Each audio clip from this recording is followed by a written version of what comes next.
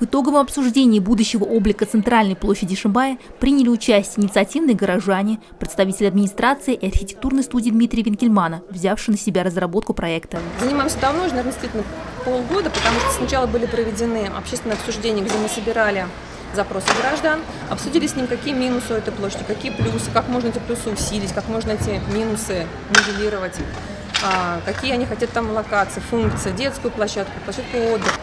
По этим пожеланиям была сформирована концепция, которую мы привозили 10 июня. В принципе, была хорошо принята. Финальная концепция с учетом пожеланий ишимбайцев предусматривает размещение одного фонтана со скульптурой юноши и девушка вместо двух ныне существующих.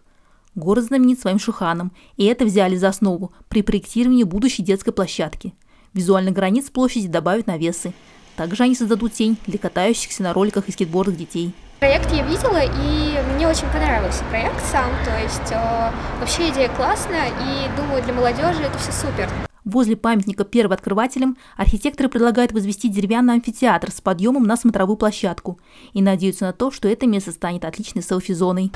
И у нас была идея разместить на площади огромные, естественные валуны, на которых можно либо лазерной нарезкой, либо разместить металлические таблички с QR-кодом. Наводишь телефон, где приходит информация. Обсудили при встрече и планы относительно дорог и аллей, ведущих ко Дворцу спорта. Обе полосы проспекта Ленина здесь уже отремонтированы. Изменения коснутся аллеи, ее разнообразить интересными элементами. Айгуль Якупова, Рафаэль Насратуллин, Ишимбайское телевидение.